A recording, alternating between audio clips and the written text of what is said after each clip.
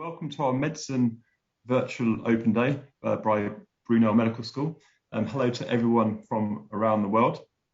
I'm Chris, I'm from Brunel University and I'll be your facilitator for today. So you won't be seeing much of me, I'll be in the background and at the end. I have to let you know at this point we are recording this session. So as I said, a warm welcome, and just to kick things off, we'd really like to know where you're from, i.e. what country you're currently living in. Just purely out of interest, we'd like to know who we're speaking to. So don't be shy. In the Q&A section or in the chat, it'd be a good chance for you to test this out as well. You can put down what country you're currently in at the moment, and that would be really interesting for us. And then we can have a quick look. Thanks, Gia. Thanks, Manoa. So we've got Malaysia, India, Australia, Qatar. Randy from Ghana, India, Australia, more India, India. From Singapore, hello. Warm welcome. Someone very close to home in the UK. Another Australian, brilliant. India, Pakistan. Wow, okay, good spread already.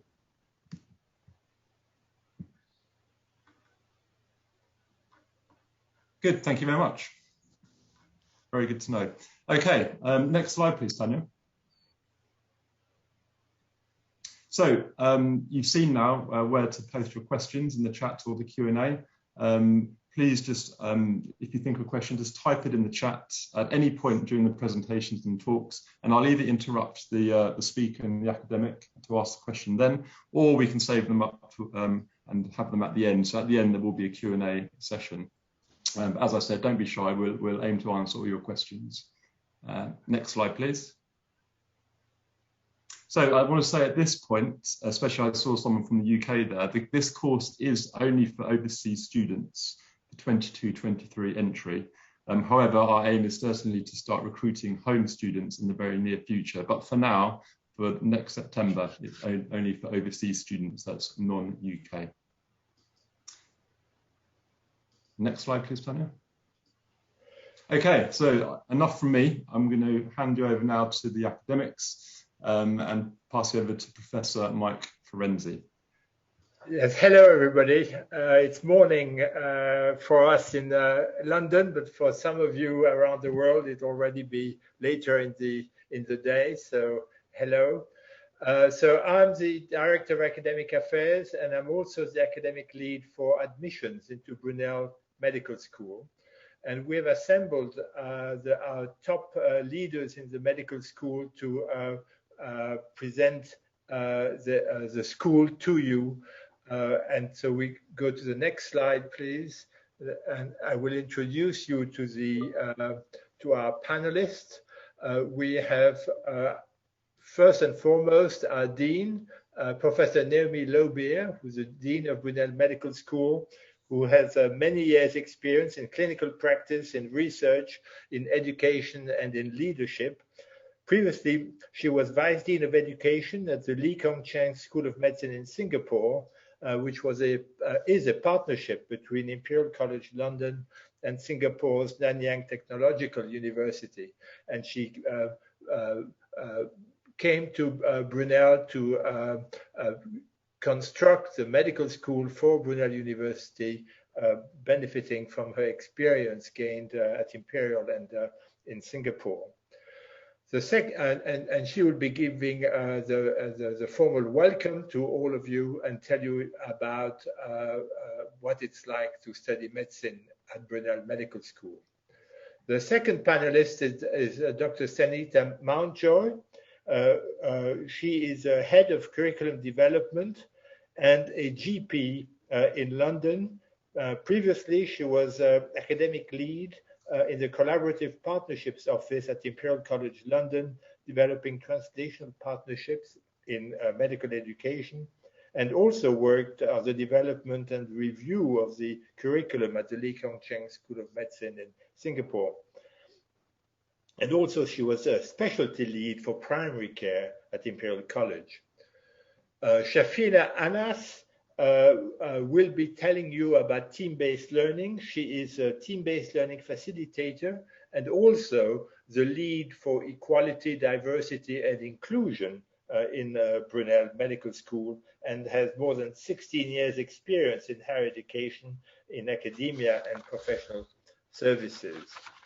Then we have Debbie Dyson, who will be telling you about student support. She is the student support manager with 18 years of experience supporting students from around the world at Brunel University. And the last of our panelists is Emily Griffiths, who is a recruitment and selection manager. She has worked in education for 7 years in all aspects of the student journey, including accommodation, immigration, and booking large groups of international school students for educational trips to the UK, booking 2,007 to 15-year-olds into the Harry Potter studio. So she's well prepared for dealing with people arriving from all over the world in large numbers. And she has a keen interest in international qualification and education. And she will be able to answer, to tell you about the admissions process and answer any questions you may have about admissions. So this forms our panel.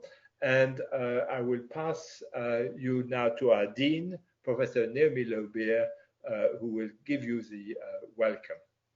Thank you. Naomi. Thank you, Mike, and a warm welcome to all of you. And it's very exciting for us to see so many people from all over the world. We hope that today will bring you some insights into what you can expect from Brunel Medical School, which is one of the UK's newest medical schools. Next slide, please. And we have a bold vision to create outstanding doctors who will be equipped for the changing world of medicine, the changing world of healthcare, the changing world of education. And we're going to do this in a number of different ways. You'll find at Brunel there'll be a technologically enhanced team-based curriculum. And we're aware that we want you to have the best of scientific understanding, but with a very strong focus on person-centered care. And we have an outstanding system of student support that we're developing currently, that you'll hear more about that. And we recognize it's important not just to provide you with support when things are difficult, but to focus on giving you the tools you need to remain healthy and resilient throughout your time with us in medical school, but also beyond that when you're working as a busy doctor. And we're very conscious of the international status of our medical school at the moment, and that we're really keen to develop a global medical community with shared values so that our graduates will all be equipped to deliver compassionate care, making a difference to people's lives. And as you've heard, we have a lead for equality, diversity and inclusion, Shafina Anas, who's also a team-based learning facilitator. And the principles of equality, diversity and inclusion are really embedded in all aspects of our medical programme. Next slide, please. So it's just a glimpse of what you can expect from us as a medical school. Next slide, please. First of all, about Brunel University itself. It is a leading research-intensive university. It's also noted in recent rankings to be one of the world's most internationally focused universities. So we've got a really strong track record of welcoming international students and indeed international staff. A reputation for delivering first-class health profession courses. So medicine is the newest course, but there are also courses in nursing, physiotherapy, physician associates, occupational therapy, and social work. We have nearly 5,000 international students and also 11,000 home students with over 150 nationalities represented. World-class facilities in terms of sports and arts, And I think what's really key, given the sort of the London location, is that we have a beautiful on-site campus, just 40 minutes to central London, and so the location is really superb. And as you can see from this tube map, so many of you will recognise this as the London Underground or the London Tube map. You can see the black cap there representing Brunel University, and we're right next to Uxbridge Tube, which is on the Piccadilly line, and that's very convenient both for getting to Heathrow Airport and for getting into central London. Next slide, please. And this is an aerial view of the campus. So the medical school is at the heart of the campus, and you can see we've got halls of residence nearby. We've got a Olympic-style athletic centre and track, and we're just 10 minutes walk away from Hillingdon Hospital, which is one of our key partner hospitals. So a superb campus. Next slide, please. And brand new facilities, which are, being finalised as we speak. So this is the images that we have to which you will see and experience the reality when you, indeed, if you join us and if you come and visit us. And it will be on the second floor of the Quad North building. We will have simulated hospital wards, an anatomy centre, clinical skills laboratories, of course, all important social space, and a student support and wellbeing office. Outstanding facilities. And here are some key facts about the medical programme itself. So our first cohort, and we hope that many of you here will be amongst them, will join us in September 2022. As a medical school, we are embedded within the College of Health, Medicine and Life Sciences. And there, of course, then that brings about the possibility of interactions with the other students within the college, many of whom are healthcare students, and teaching from academic staff within the college as well. It's what we call an MBBS degree, and it's a 5-year programme. And all our graduates will be eligible for what's called the UK Foundation Programme training. That's the first 2 years of postgraduate training. Our first cohort will be approximately 100 students, all international at this stage. We will be expecting to have home students in subsequent years, but for the first cohort, all international. And of course, what's really exciting about being in a first cohort is to be a pioneer, to help us shape the culture, the teaching, the values of the medical school. As with all UK medical schools, we work very much in partnership with the General Medical Council, who are our regulator, and they work with us through the 5 years. And the award from Brunel is subject to completing this rigorous quality assurance programme. Next slide, please. And at Brunel, you will be very well equipped for the future practice of medicine. This is one of the advantages of starting afresh with essentially a blank sheet, rather than having inherited a traditional curriculum, which then is much more difficult to change. So we're very mindful of this. We are mindful of some of these key changes, the changes taking place with patients, the aging population, the way patients expect a different sort of interaction with their doctors. They expect shared decision-making rather than just being passive recipients of care. So that requires our future doctors to be trained in a way that meets those patients' needs. Increasingly, doctors don't work in isolation. They work as part of multi-professional teams with other health professionals. And so teamwork is a strong focus for our medical school. We're mindful of the impact of the COVID pandemic, the way that's changing medicine in so many ways, the use of telemedicine, for instance, the needs, of course, to support students who are on placements during the times of the pandemic, or to provide them with alternative ways of learning if they're not able to go on placement. So this is very much also another factor shaping the way students will be learning at Brunel in the future. And there is a strong focus on technology, both in terms of what the content of the curriculum, what you learn, but also on the way that you learn. Next slide, please. So this is what we expect from our Brunel graduates, and this is the way we are training them, is to ensure that they will deliver, of course, outstanding care for patients in whatever country in the world our graduates may be. We need them to be able to communicate effectively, to communicate with empathy, to embrace new technologies, because technologies are developing so rapidly. They need to be able to work well in their teams, and they need to be able to keep up to date in what's a very fast-moving clinical landscape.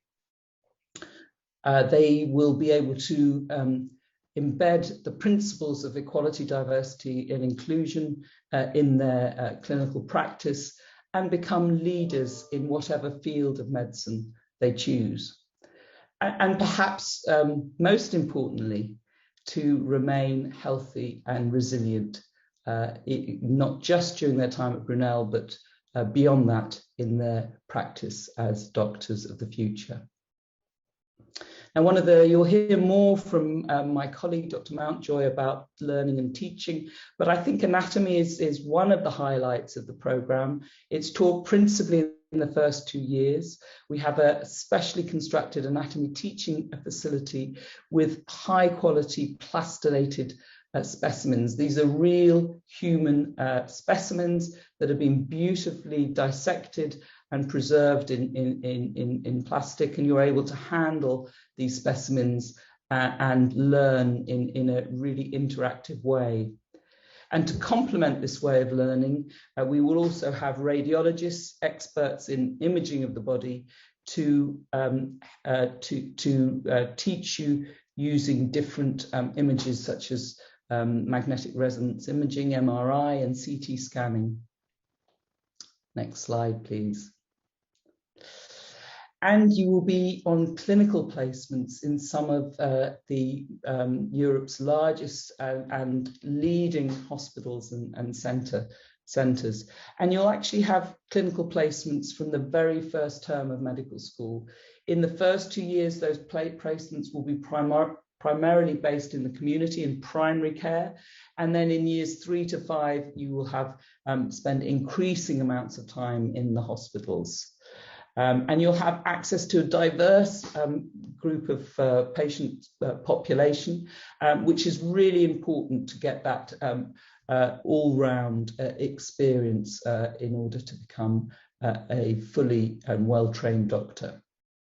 So you will rotate through different hospitals and general practices and to get this hands-on experience, always with the supervision of clinicians. And the locations may include hospitals and clinics, community health centres, and other specialist areas such as emergency medicine. And locations really across Greater London and the South East. And I think on the next slide, you'll see again the black cap representing Brunel in the centre. And you can see to the east, central London, about 15 miles away. And you will also see Wembley Stadium, for those of you who are sports and music fans, which is in between Brunel and London. And then all importantly, you can see the spread of different hospitals around renowned Brunel.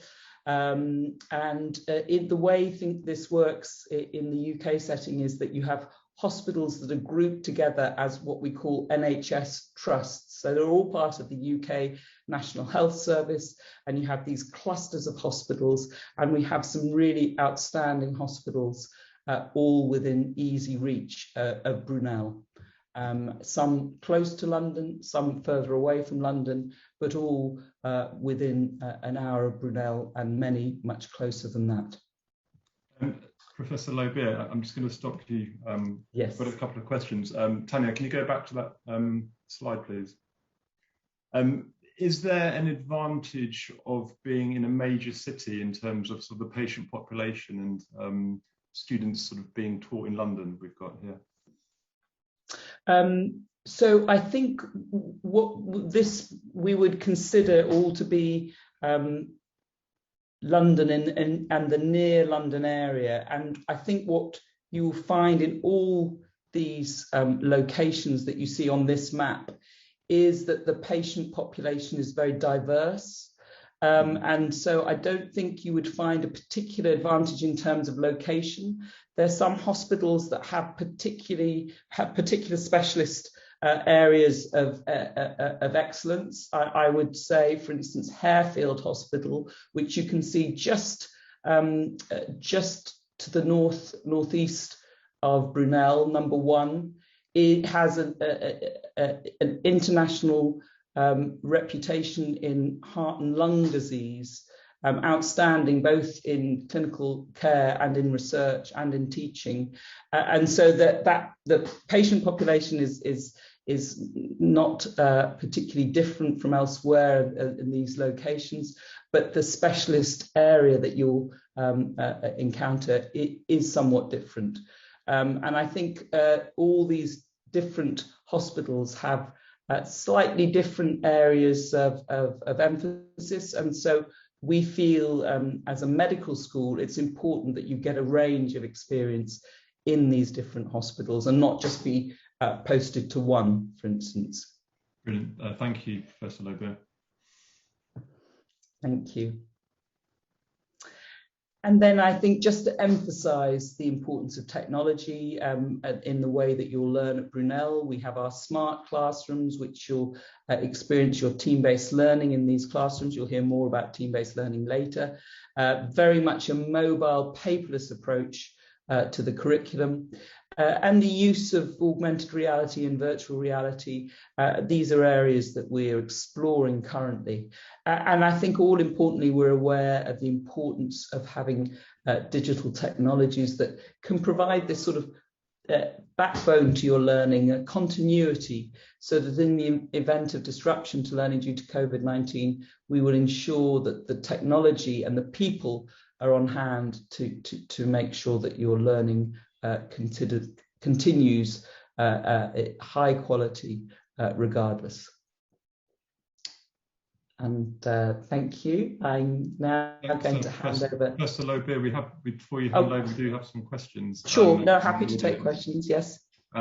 Is this the first or second cohort that we're welcoming in September? So in September 2022, this is going to be our first cohort. You may be aware that we were initially planning to open to our first cohort in September 2021, but due to the challenges of COVID and our commitment to offering a program of the highest quality, we took the decision to defer the start of our first cohort until September 2022.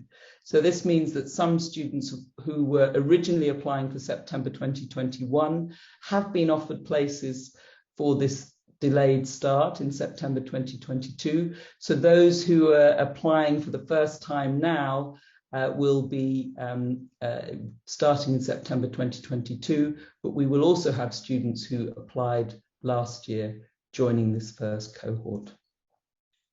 Brilliant, thank you. We do have an admissions related question. It's probably quite a popular one, so maybe if we can try and answer it now. Do I have to sit the UCAT to get admission for 2022-23 entry if I'm not applying through UCAS? Yeah, carry on. We have had a number of questions about UCAT. So I hope I can clarify the situation. For entry in September 2022, we do not require UCAT. So you do not need to take this exam. If you have taken it, and I understand that some of you are taking UCAT, we will not, your UCAT score will not determine whether you get an invitation for an interview or not. But of course, if you have a UCAT score, it will contribute to help us build an image of your quality and your attributes, and we would therefore certainly take note of your UCAT score. But you do not need to submit your UCAT score for September 2022 entry.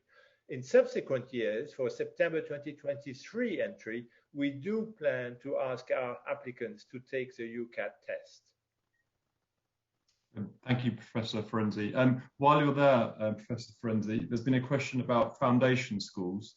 Do we accept foundation school applications from UK and international colleges? For September 2022 entry, we do look at foundation schools application on a case-by-case basis. We will look at the quality, at your performance, and all other aspects of your education and academic abilities, and we will come to a judgment. So yes, we will consider applications from foundation schools for September 2022 entry.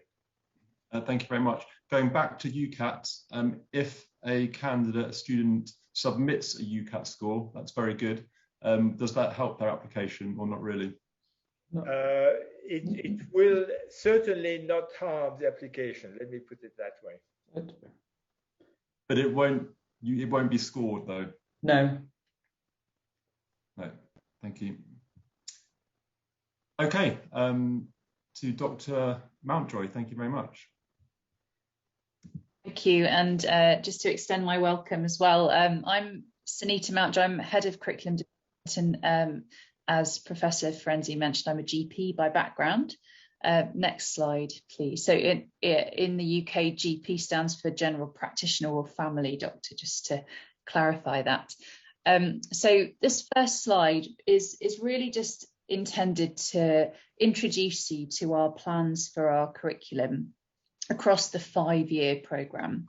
So I'd like to draw your attention to the first 2 arrows that go across the slide, years 1 and 2. So in the first 2 years of our programme, we aim to equip you with a really solid foundation in the basic sciences that you need to understand medicine, but applying those key concepts to the clinical context. And we want to do that from the very earliest stages, right from the very first sessions that you have in year 1, so that everything that you learn is relevant to what you will be doing when you start to go out and see patients. As Professor Lauber said, one of the key things that will underpin the learning that you do in the first 2 years is anatomy, and a really core understanding of the structure of different parts of the human body and how they fit together and how they work together with the physiology and biochemistry, etc. So we will also bring in medical imaging when you're learning about anatomy. We want to make sure that everything, as I said, is clinically relevant. So when you're learning about the body parts and the structures within the body, we want you to see what they look like when you're a practicing clinician, and you'll be able to look at X-rays, MRI, CT scans, again, from very early on, so that you start to become quite familiar with these modalities as you progress through the programme. We're also keen that you start to see patients very early on. So you'll see in that little box on the right, early patient contact is one of our key features. So again, right from the earliest stages in year 1, you will be going out to see patients in the community setting, so that you get to practice your communication skills, your clinical skills, your human skills in speaking with patients, and also members of the healthcare team that you'll be interacting with over time. So the aim is really in these first 2 years to give you a very strong foundation in the science relating to the clinical context and get you prepared for the next phase of the programme in years 3, 4 and 5, where you'll be going out into the hospitals and also continue your patient interactions in the community in general practice settings. So in green, the arrows that refer to years 3, 4 and 5, this is the bit where you'll be going out, as I said, into the hospitals, into the community. You'll be seeing patients in the different specialties and really honing your clinical skills, your diagnostic skills, your management skills, preparing you to practice in the UK and wherever you plan to go on practicing as a doctor. At the very top of this slide, you'll see 3 other arrows, two in blue and 1 in red, going vertically down the slide. I just want to draw your attention to these areas of the curriculum, because these are, for us, really key areas that we think will contribute to you being the best doctors that you can be for the future of medicine. So being able to practice what we call person-centered care with kindness and empathy towards patients, psychology, sociology and lifestyle medicine, understanding preventative medicine, proactive approach to a healthy lifestyle for yourselves, but also being able to coach and manage your patients to try to avoid chronic healthcare problems. And finally, health systems, technologies and population health. And this really, I think, is particularly timely given the current pandemic. We want you to have a good understanding of infectious diseases, of how it affects population health, but also how technologies have advanced and been applied to healthcare practice, particularly over the recent months and years, but also what innovations you might need to interact with in the future and indeed maybe contribute to. Next slide, please. So I've talked about some of these things again, but just to highlight the things that set us apart. So the first box on this slide, science in the clinical, I've talked about this a little already. We want everything that you learn right from the earliest stages to be relevant to what you'll be seeing when you go into the hospitals and into the community setting with patients. And we'll make sure that our materials, the way we teach you, links up very closely to what you will be doing when you go out onto clinical placements. You will be having regular patient contact from year 1, as I mentioned, and this will carry on throughout the programme. We will have a focus on technologies for health, lifestyle medicine, and of course, professionalism. Next slide, please. So a little bit about our teaching, and the first box here, team-based learning, which is commonly known as TBL. My colleague Shafina Anas will go into a bit more detail about, but just as an introduction, we've employed this as our main teaching method, particularly in years 1 and 2, because we believe, based on evidence and experience, that this is a very effective way of you learning how to apply scientific content to the clinical context in a really active way that helps you to bond and learn from peers and colleagues, and learn some of the other skills that you need to develop as a doctor: negotiation, communication, team working, etc. So I'll leave Shafina to fill you in a little bit more about that, but it's a very exciting way of learning. Some of our sessions will be small group teaching, and we'll also be applying simulation in our clinical skills and communication skills programs. And we've already talked a little bit about anatomy, where we have state-of-the-art human specimens and laboratories, and we'll be employing, as I said, medical imaging to make that anatomy learning really relevant to what you'll be seeing in the clinical context. Next slide, please. So finally, a note on our assessments. So our assessment approach is a very robust one. We will be preparing you throughout the programme with regular continuous assessments that test different study areas that you'll be covering across the year, both with written and practical exams, and there'll be plenty of opportunity for feedback and improvement throughout the year, and support with developing any areas that you need to focus on to do well in your assessments. Next slide. Thank you, everyone. Got a couple of questions, Dr. Mountjoy, if you don't mind. Sure. One is, I'm slightly nervous. Can I practice before I see real patients in hospitals first? That's a really good question. Thank you for that. And the answer is absolutely yes.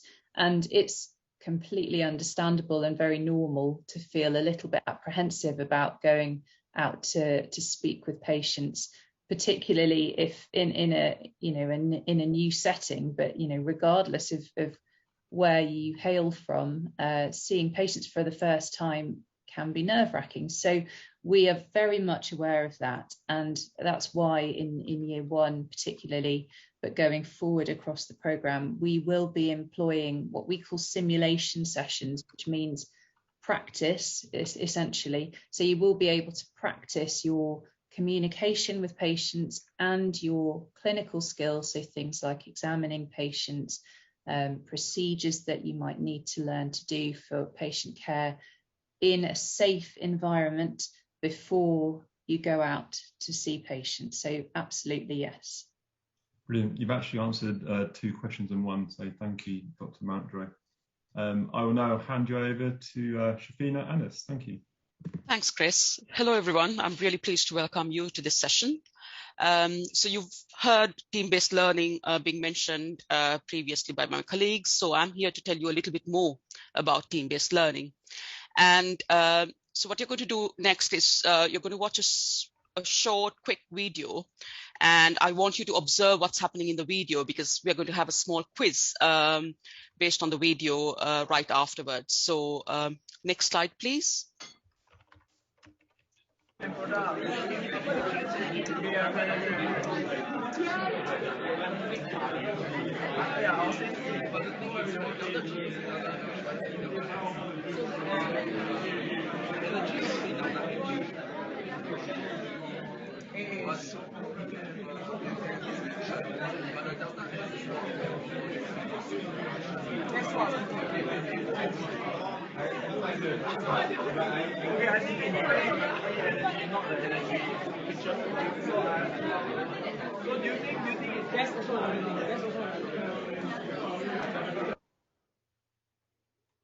Okay, next slide, please. Right.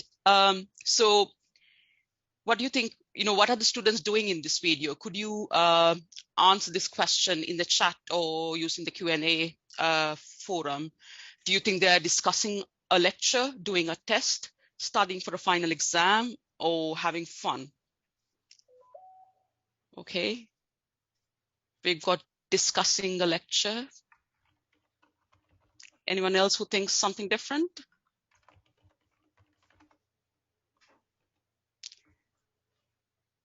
Okay, A or C. Right, so I think we could agree that the majority thinks that it's A, that they're actually discussing the lecture. And as you can see from the video, there is a discussion of some sort, but actually what they're doing is they're doing a test as a team. And this is part of the TBL, which I would explain shortly. And but as part of the TBL and as part of doing a team test, they discuss the content that they've learned previously. And, as a team, they try to arrive at the correct answer. And it is also a way of preparing for the exam that they'll be taking later on. And as you can see, there was a lot of noise, there was a lot of fun, there was a lot of discussion, and so it's quite a vibrant environment that takes place within a TBL session. So that's just to give you a taster of how a TBL class is run, or what you'll experience in a TBL session. Next slide, please. So how will TBL be practiced at Brunel Medical School? So if you read up on TBL, you will see that there's slight variations in way schools or programs approach team-based learning. So I'm here to tell you about a little bit about how we will approach TBL at the medical school, and we're using an approach which is evidence-based, and use that the medical school previously, where Professor Lauber, Professor Mike Ferenczi, and Dr. Mountjoy, were working in Singapore. So team-based learning actually takes place even before you come into the class. In stage one, we have what you call the preparatory work. So traditionally, what you know as the lecture happens before you come to class, where you will be provided with the content or the knowledge that you're required to gain within a particular session. And this will be provided to you in advance. And we have timetabled preparatory work within your timetables for you to study and go through the materials that we have set for you. And then once having studied and done the preparatory work, you will come into your class for your TBL session, and you will undertake what's called the Individual Readiness Assurance Test. This test is, you undertake this test individually under test conditions, and it is primarily designed to test the knowledge and the content that you have, gained while you were doing the preparatory work. Once you complete your individual readiness assurance test, you will be put into teams, and I will tell you a little bit later about how the teams are formed. You will be put into teams in the session, and you will undertake the same test as a team, and that's what you saw on the video previously. So as a team, you will attempt this test, but you will discuss with the team, and you will try to select the answer that you think as you think is the most appropriate answer as a team. And when you do the team test, you will get immediate feedback to let you know whether you've selected the correct answer or not. And you will have several attempts before you arrive at the correct answer. Now, during this process of doing the IRAT, the Individual Readiness Assurance Test, or the Team Readiness Assurance Test, you will have the opportunities to raise burning questions from the facilitators and the content experts in the classroom. And this is the opportunity for you to, if you have any queries, if you do not understand something, if you do not understand why the answer, why the answer is, the correct answer is selected, then you have the opportunity to raise questions. And there'll be a discussion at the end of that phase where the experts in the room, the content experts or the team will clarify the questions that you have raised. Then once that phase is over, you will move into the application exercises where you will again work collaboratively in your teams to solve real life clinical problems and cases, where you will apply the knowledge that you have gained through the previous phases. And once you complete this application exercises, there'll be inter-class discussions between teams, and you will have a discussion about the possible solutions that you have come up with. And at the end of every term, you will also have, as part of your TBL process, you will also have peer evaluation, where you will have the opportunity to provide feedback on your peers and your colleague, on your other students, about how you've contributed to the team-based learning process. So this is just a quick overview of how the TBL sessions will be run at Brunel Medical School. And I just like to emphasize here that throughout this process, there'll be TBL facilitators like myself who will guide you through the question, ask questions and guide you through the discussions. And I mentioned content experts. These content experts are the clinicians, the scientists, the academics who have, put in the work to undertake the preparatory materials or form the readiness assurance questions. So the experts will be in hand to guide you through the discussions and the questions you might have. Next slide, please. So why are we using TBL at Brunel Medical School? So as Dr. Mountjoy mentioned before, this is our main anchor pedagogical approach, and you will have 2 full days of TBL sessions every week in year 1. And we believe that student, based on the evidence that have been provided in the literature, TBL is student-centered. As I mentioned before, you have the opportunity to learn your content and come into class and ask questions and clarify things. So the discussions in class will be led by your needs, guided by your content experts, and it will be facilitated by educators, clinicians, and scientists, as I mentioned before. And it incorporates the whole class with smaller groups. So you have discussions within smaller groups, but you'll also have the opportunity to have discussions with the entire class when there is intergroup discussions taking place. And we've also proved that TBL is effective when delivered online. So we've got the infrastructure in place to deliver TBL if the need arises due to COVID or any other situations as such. Next slide, please. So I'm just going to go through quickly the 3 main reasons why we have chosen team-based learning. We believe that TBL will support the development of values and behaviors, particularly the values and behaviors that are expected of future doctors. So as you can see, there's a lot of teamwork. So you develop teamwork skills. There's opportunities to communicate, just not communicate within your team, but also communicate with the rest of the teams in the classroom. And you also have opportunities to develop leadership skills where you can negotiate answers and sort of guide the teams to reach possible solutions.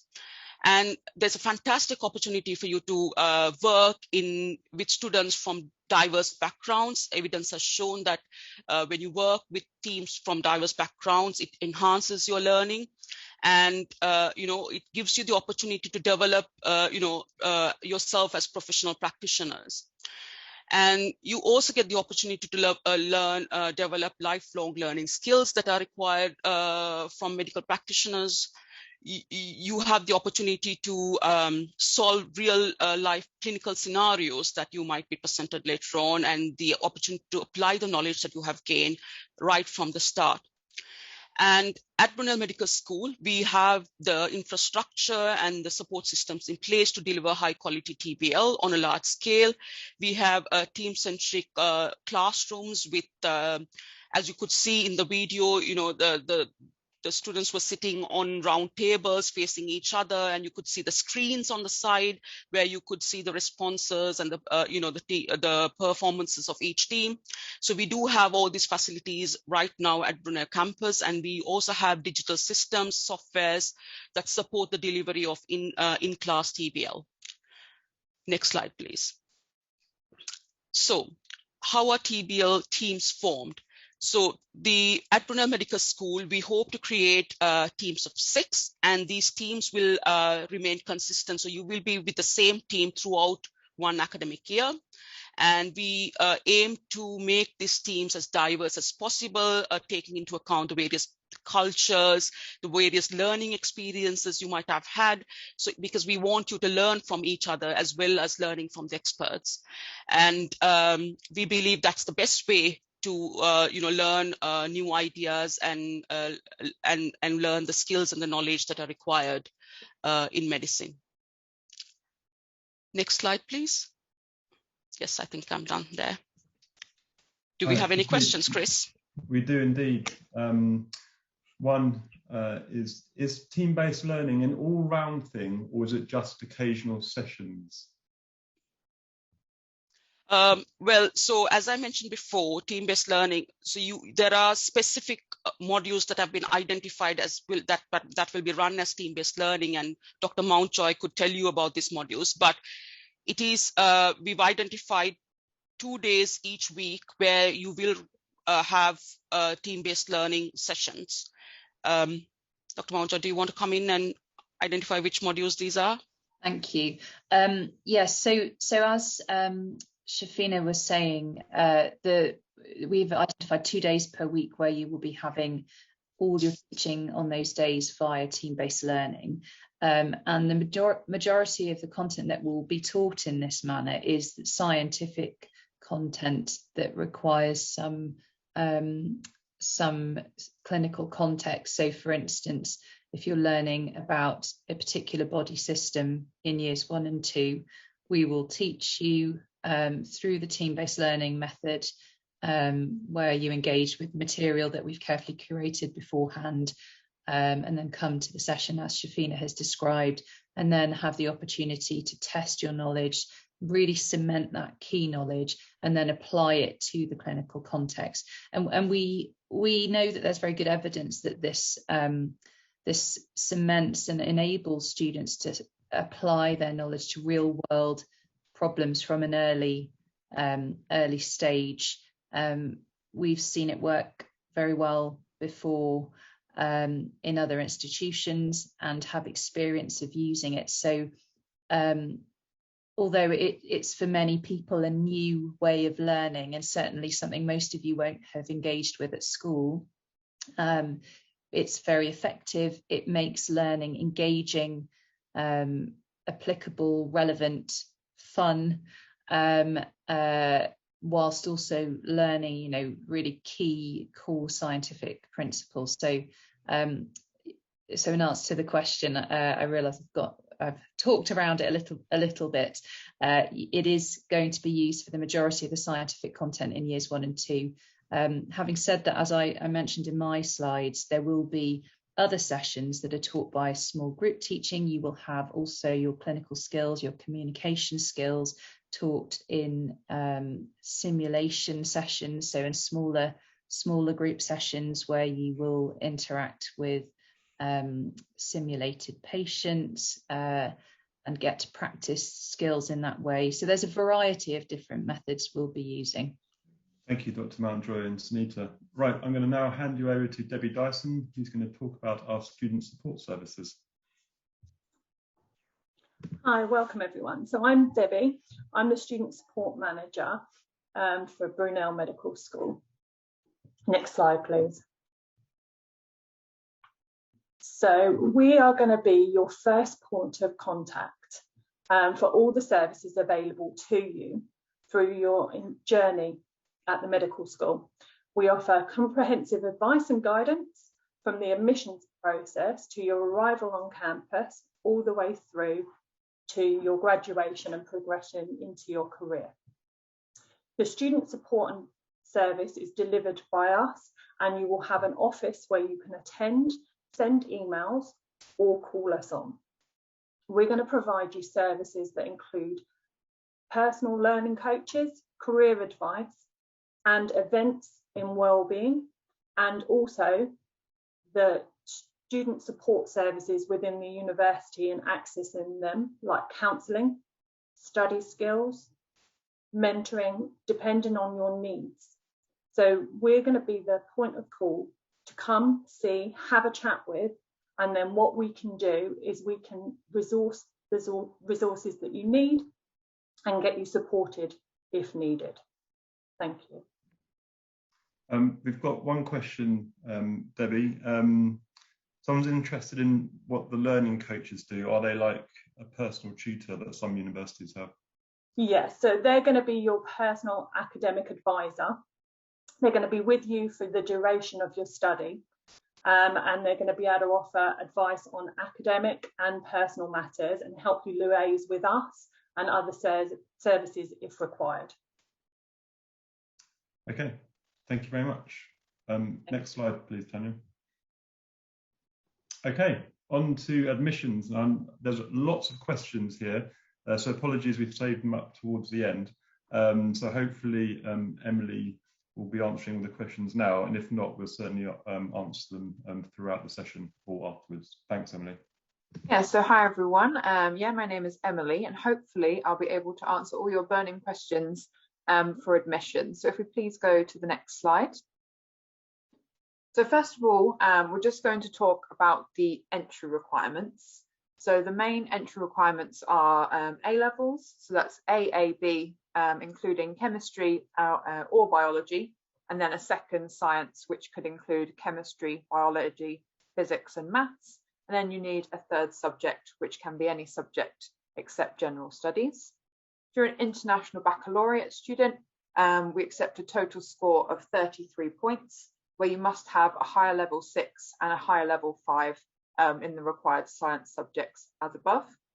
And if you haven't done either of these, and you've done something else in your own country, so your own international qualification, we do accept a wide range of those, and you should be predicted or achieved the required A-level requirement, which is AAB, so you should have the equivalent, and that also has to include the required science subjects, so chemistry or biology, and then a second science subject. If you're unsure if you meet the requirements and you don't want to apply until you've checked that, please feel free to email us at the medicine admissions email inbox, and we can check your qualifications for you if you want us to do that. So yeah, if we go to the next slide. So we also accept graduate students. So graduate students have to have an upper second degree, which is also known as a 2-1, in a subject area relevant to medicine. And we do accept degrees from around the world, so you don't have to have studied a UK degree. It can be from anywhere in the world. So just you can either send us a copy again if you want to, if you'd like us to check beforehand, or you can apply and we'll have a look at it afterwards. So you do have to have English language. So even if you're a native speaker, for example, from Canada, Australia, America, you still need to provide us with an English language qualification. So the English language requirement is an Ielts 7 with 7 in all subsections. And if you've got something equivalent, and if you're not sure if we accept it, you can just upload it and we can check it later on. You don't have to apply with your English. So if you don't have your English qualification yet, or it's slightly too low, you can still apply. You don't have to get that English beforehand. We can make it a condition of your offer if applicable. So please don't let that discourage you if you haven't met your Ielts requirement yet. And as was mentioned earlier, so UCAT isn't a requirement for this cycle. So you don't need to have a UCAT or any of the other kind of tests, so GAMSAT or GMAT. You don't have to apply with any of those. So it would just be off your qualifications for now. If we go to the next slide, please. So now we're going to talk about how to apply. So applications are now open. So if you would like to apply, please go ahead. So UCAS is open. It opened a couple of days ago. So some of you may be applying that way. So one thing to note is that the UCAS applications do have a deadline of the 25th of January. So if you are applying via UCAS, just keep that in mind when making your application. And our direct entry is open as well. So that opened about a week ago. And these applications will close once the places have been filled. And we really encourage you make an early application. So our interviews will be in December, February and March. So if you did apply after that, you could run the risk of the places already being filled from those interviews. So we kind of encourage maybe the same time as UCAS, make sure you've got your application in by the 25th of January, and that gives you a better chance of still having open spaces. So one thing, when you do apply, make sure that you include your reference. It could just be your reference details, so the email address, or if your reference has already been written for you, make sure you add that to your application. And you'll need a personal statement as well. So we recommend about 500 words or one sheet of A4 with your personal statement. So kind of any work experience you've done, why you want to apply for medicine, kind of what you want to do in the future, anything that you might think might be helpful to your application, and things that medical schools will want to read about you and your achievements. And you'll also need to apply with your predicted grades. So it's really important you provide your predicted grades. If you can't get them, for example, your teacher says they're private, or you're a graduate student, give us your tutor, your teacher's email address, and we will contact them and ask for your predicted grades. If you are a graduate and you're not sure that they can give you predicted grades, make sure you apply with your current transcript that shows all the grades you've achieved so far. And so that's everything you need to apply with. And if you've got anything extra that you want to include, a CV, a statement from your work experience, please feel free to add that to your application. Anything you can send us is really helpful. Okay, so next we'll move on to the fees and scholarships. Oh, please go back, sorry, thank you.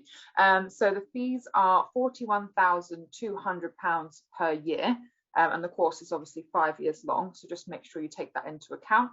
But you don't have to pay it all in one go. It can be spread across the year. So there are three payment installations, which is usually 40% at registration, 30% in kind of January time, then the final 30% in March, and that's throughout the 5 years. So you'll always pay September, January, March. So that's instead of you just paying huge lump sums of money. So that's just one thing to take into account. And we do offer medicine scholarships.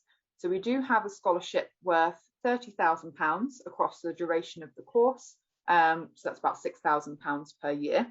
So unfortunately, you can't apply to the scholarship. It is awarded based on your performance at MMI, which is the interview process that the MBBS candidates have to go through. So what you do is you go through your interview, and at the end, all the students are ranked based on how well they performed. And the top performing candidates at interview will be invited to a secondary scholarship interview where you'll have to do a presentation on a topic and then answer some kind of back and forth questions like you would at a normal interview. So it's good to prepare really well for your MMI so you get that opportunity to have the scholarship interview. And then we'll let you know shortly after your scholarship interview if it's been awarded. So yeah, next slide please. So I think that is everything on admissions, and I'm happy to help with any questions. And like I said, if you ever want us to check your qualifications, or if you have any questions on kind of the course or your qualifications, English, etc., anything basically, just send us an email to medicine.admissions, which is on the website, and we'll be happy to help. You can also call us. We're here 9 to 5, so please feel free to give us a call and we'll ask you any questions that you've got. We'll just help you along.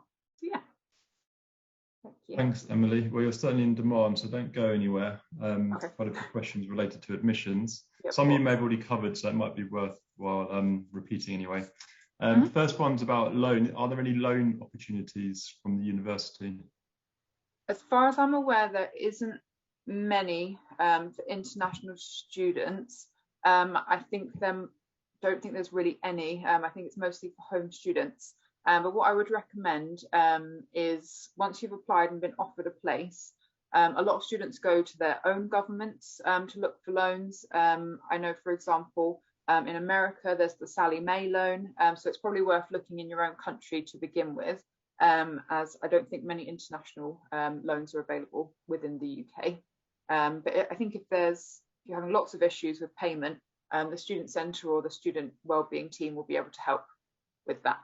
Thank you. Someone started the application but isn't quite sure how they submit their predicted scores. Okay, so like I said before, if you haven't got your predicted scores, or for example, I know some teachers like to keep them hidden secretly, so just send us your teacher's email address and we'll be able to provide, we'll get the predicted scores from them. If it is asking you to upload something in place on your application, what you can do is just type out your teacher's name on a document. So type out their name and their email address and just add a sentence saying you can get my predicted grades from this person, and that will go in place of your qualifications and we can get those for you. Okay. Someone's got college qualifications or high school qualifications and university qualifications. So do you take the highest mark for the application? Yep, so if you've got a mixture of a couple of things, for example, if you've got a master's and a bachelor's as well, what we do is we recommend you upload everything. So just upload a copy of all your documents. And what we can do is we can take the better one from that. So if, for example, your high school qualifications are a lot better than your bachelor degree, we would use that instead of your bachelor. So I just recommend that you upload everything you've got that you think is relevant. Thank you. Someone here is going to be 18 on the 22nd of September, which is my birthday. Is that okay? Yeah, so you have to be 18 by the time the course starts or by the beginning of registration. So registration usually runs from the middle to the end of September.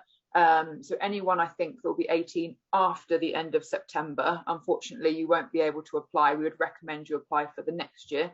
If you're going to be 18 on the 22nd, then yeah, that should be fine. Okay, good news, thank you. What should be my Cbse school grade to get admission for MBBS? Yes, so I think it's about 80%. Let me double check. So Cbse, yeah, we accept the Cbse. So you have to have done 5 subjects, including the chemistry or biology, and then the second science subject. So maths, physics, whatever they were, I can't remember off the top of my head. But we require 80% overall from 5 subjects. And you have to have taken maths in your standard 10 as well, and that has to be at level 7. And we can accept English from your standard 12 as well. If I can remember off the top of my head, I think you need about 79% in your English to not have to do an IELTS. Thank you. Someone's going to be finishing their degree at the end of 2021. Do I wait until my final grades come through before applying? No, I would say apply as soon as you can. Supply a copy of your current transcript, so everything you've got to date. And what I recommend is your reference maybe adds a line about what they think your final grade will be. So I think they'll achieve 70% overall, etc. Brilliant. Right, we're just going to mix it up a little bit now. So away from admissions, perhaps one for Sunita or Professor Lauber. Are there any research opportunities at the university, for example, clinical research? Thank you. Naomi, shall I take this? Yeah, yourself or Mike probably would be the best people to answer that. Mike, do you want to start? Yes, okay, I'm very happy to answer this. Yes, so the answer is yes. The course is, of course, very busy, and we don't want you to be overloaded. But if you feel you've got spare capacity, then there are Brunel Medical School and Brunel University is a research-intensive university with many different types of research going on.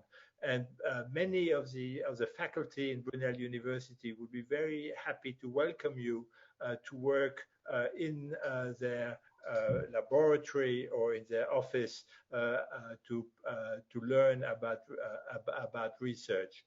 Also, there will be in year 2, there will be time for student-selected components, and the student-selected components will give you the opportunity to do a research project either within the university or in primary care or in associated hospitals. Good. Thank you, Professor Ferenczi. An open question to anyone. After graduation, as an overseas student, can I access the foundation year training, years 1 and 2? So the answer is yes. You will be entitled to go through the foundation years in the UK as a foreign student having graduated through a British medical school with an MBBS. You will have to go through the visa process, and Emily can give you details of this. But in principle, we expect the visa process to be straightforward for all students who have gone through the 5-year MBBS score. And after the foundation years, you are very likely to be given the opportunity to enter the UK workforce as a doctor. Again, it will be subject to visa requirements, but we expect that this is normally readily available. Emily, do you want to add something to this?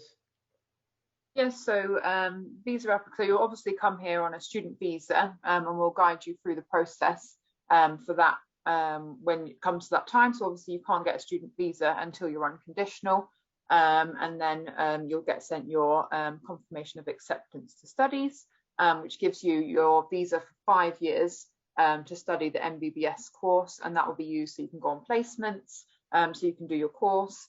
You can also use it if you wanted to have a nice little holiday in Europe. You can use that to get a Schengen visa to travel around. So it's a really good thing to have. And at Brunel, you can also use it to work for 20 hours a week. So if you did want to get a part-time job at the uni, that is also available with a student visa. And then obviously when you go on afterwards to either stay studying in the UK or go somewhere else, if you decide to stay in the UK, you'll likely be changed. Don't quote me on this, but I think it's to a tier 2 visa, where you'll be able to do your foundation studies, and that gives you a bit more freedom. You're allowed to work on that visa full time. You're allowed to travel a bit more. So it's you'll do a switch, and it's likely you'll do the switch of visa within the UK, so you wouldn't have to travel home. You'll be able to swap over whilst you're here, and then start in your job pretty much as soon as you've graduated. So that's really good for you if you want to stay here. Thank you, Emily. A question about foundation colleges. What are the grades required? Perhaps for Professor Ferenczi or Emily.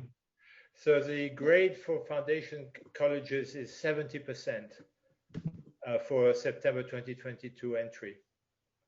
Okay, thank you very much. Someone's questioned Ielts. Perhaps Emily can just maybe outline what Ielts is.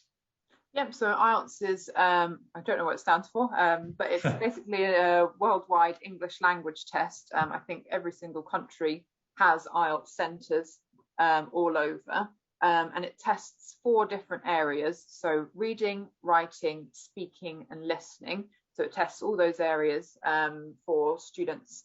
It's used for a lot of countries so that they know that they have the English proficiency to study in English.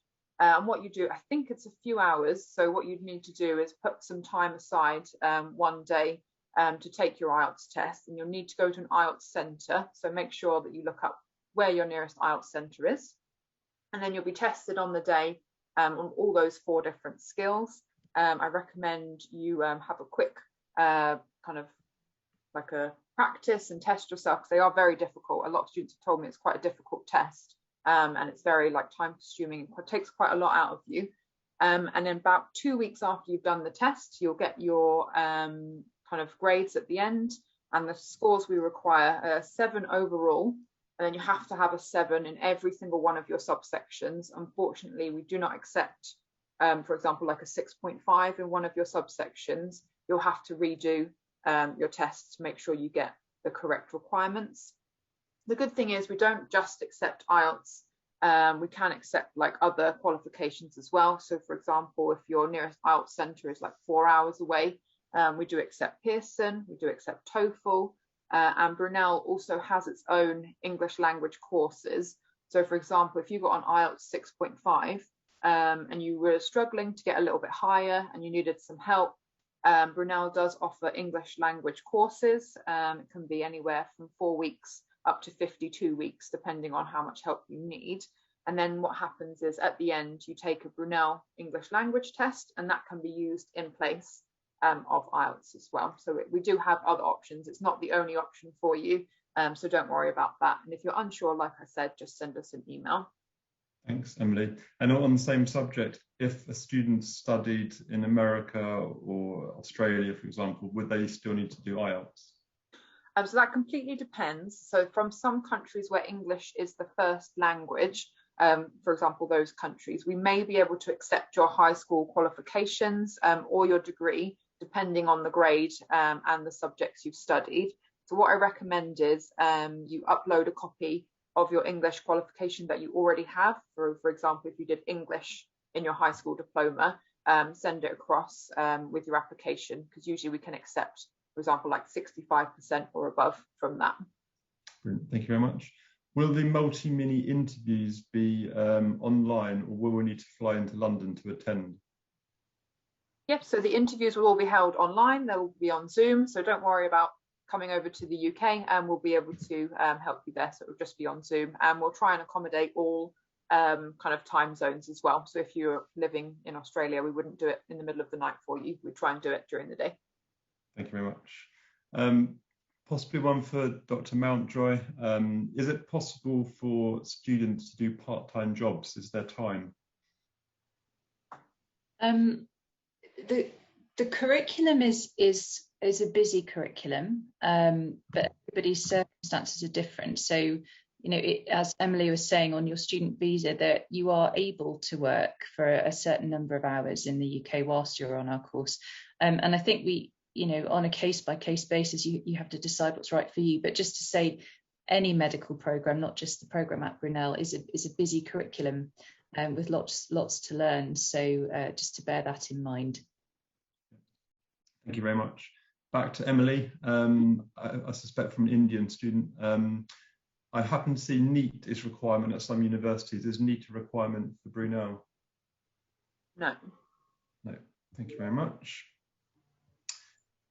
Can someone transition from an international fee-paying student into a home UK student at year 3, for example? The answer is no. In fact, you have to commit to remaining an international student for the duration of the 5 years. So there's no opportunity to switch to becoming a home student. However, after the 5 years, once you join the workforce as a foundation student, you will then be considered at the same plane, same level as all other UK students who complete the MBBS program, and you will receive a salary which will be identical to that of other UK-based students. So for 5 years, you will be an international student, but after 5 years, that distinction disappears, apart from the visa point of view. Thank you. When does the first semester start? Do we know the date? I believe registration next year is the 23rd of September. So it's usually a week or two after the registration date. So it should be a beginning of October. Okay, thank you. We've covered foundation, thank you. I would love to hear about career opportunities following the completion of your MBBS. Well, that's a big question. Naomi? Yeah, so I mean, I think that's probably the subject of another webinar altogether, but just to give you an idea, the first 2 years as a doctor, you will be in a foundation program. So that really is to give you the foundation you need as a junior doctor to then go into a number of different careers. So if you like, that's a sort of common pathway that all doctors in the UK will go through. And at the end of that first foundation year, you would generally have full registration with the General Medical Council. So when you graduate, any medical school graduates its doctors, you have provisional registration. So you're somewhat closely supervised as a junior doctor in that first foundation year. And then the second foundation year, you build on that initial experience. And after those 2 years, you're able to apply for specialty training in a range of different specialties. I can't remember the actual number, but I think there's over 40 or 50 different specialty trades. So medicine tends to be somewhat divided into primary care, what we would call general practice. It's family medicine, and different countries have different terminology. So you could become a primary care doctor. And then there's a branch of medicine where we would tend to call them medical specialties and surgical specialties. And they have somewhat different core training programs from which you can then go on to further specialize within a medical specialty or a surgical specialty. That's a very simplified way of looking at things. I can tell that Sunita might want to say something about what I've just said. Did you want to? No, not really to add anything. Just to echo really what you're saying, that there's such a range of different specialties that you may wish to go into, and at this stage it may be very unclear to you what you would like to go into, but we hope that as you progress through the curriculum, your exposure to various different clinical specialties will help you to decide what you might want to practice in.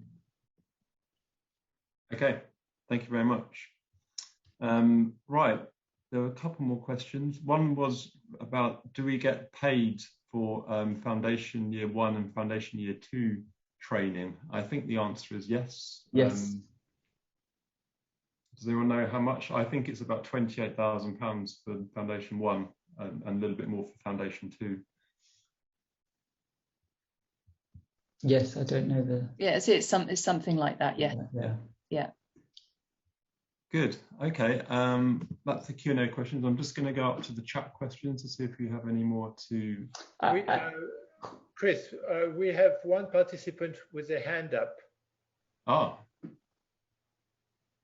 I don't think they can talk, but if they can just type their question in the chat, we can answer it. Anil Kumar. Okay, maybe he could ask. While that's been done, Chris, I noticed earlier that somebody did query the 100 places. Yes. And the fact that there had been earlier applicants. So I think that's a really important point that we should address.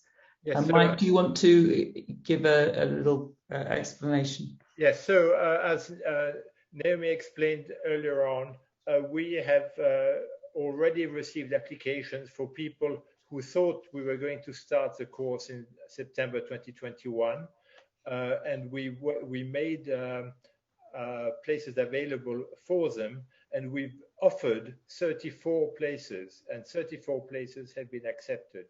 So that means that we only have, out of the 100 places, we have 34 places less.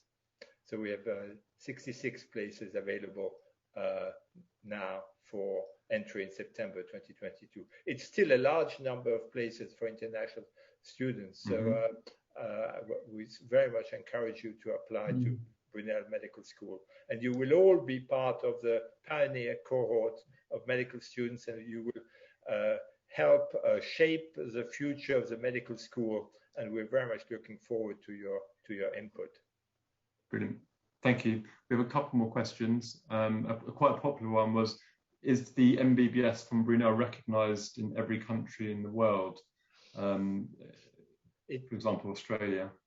It is recognized on an equal footing to all other MBBS programs provided by the UK medical schools, except, as far as I know, in Singapore and Malaysia, where Singapore and Malaysia have a very small list of medical schools that from the UK that are recognized. But I think this is probably an area which is very difficult for us to keep track of internationally. So I think it is important to check, really. But I agree with what Professor Frenzy said for the time being, but countries will sometimes make changes to their regulations, and we would do our best to keep up to date, but can't be sure to do so. So there's one question which I would like to answer, which is, so does the admission solely depend on interviews, academic performance, extracurricular performance? I would like to add to that the reference and the personal statement are also part of the documentation that we look at. Okay, thank you very much. We've got time for a couple more questions. Do I need to submit my application again, even if I submitted last year? Yes, if you've submitted an application last year and didn't get an offer or withdrawn or rejected, etc., you'll need to reapply. Thank you very much. There is one question just appeared, which is wrong. The question says, will I earn £21,000 each in all 5 years? Can I use it directly for my fees? This is a misunderstanding. You will only be paid in your foundation years 1 and 2 after the 5 year of the MBBS program. So you are not paid at all during the first 5 years. It's only after the 5 years that you are paid. So as a student, you won't, on the MBBS, you won't be paid, but when you qualify and graduate and start working as a doctor, then you will be paid. Thank you. Perhaps one for Emily. When do we hear back from admissions once we've submitted our application? So once you've submitted your application, it will take between 1 to 3 months to know if you've been invited to an interview. And then obviously after that you'll have your interview and then you'll get your decision. So I would say probably from the moment you apply to getting the final decision is anywhere between kind of maybe 6-7 months time. Okay. I think let's do one more sort of admissions related question.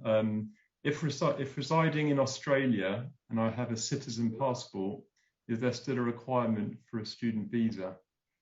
Yeah, so pretty much every country, including Europe now, needs to have a student visa to study in the UK.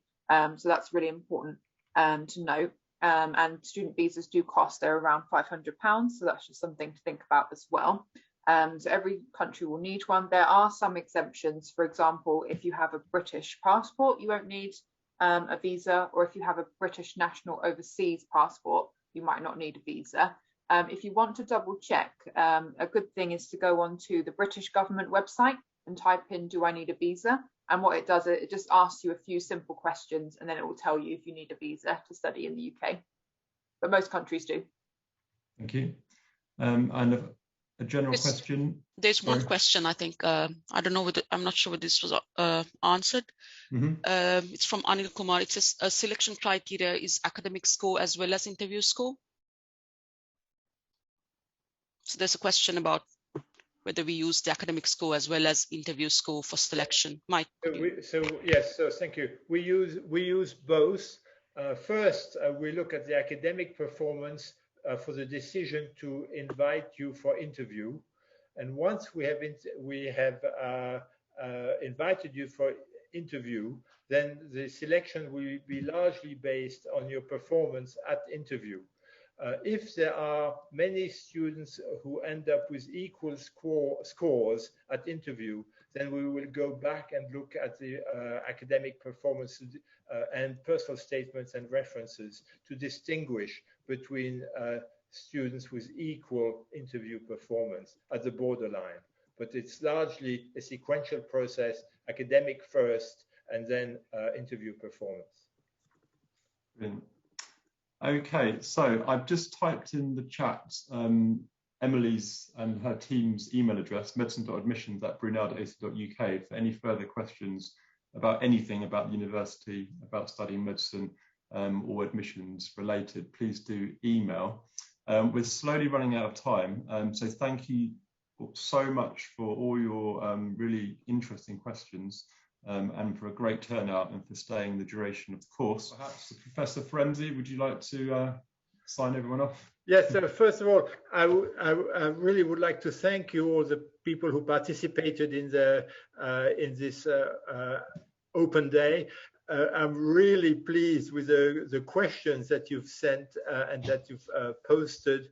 They're really high quality questions which show that you have a real interest in Brunel Medical School and what we have to offer. So from our point of view, it's really uplifting to see this level of engagement. And so I want to thank you very much. And I very much hope that you will all apply to Brunel Medical School, that you will succeed in your applications, and that we will meet you on campus in September 2022. So see you then.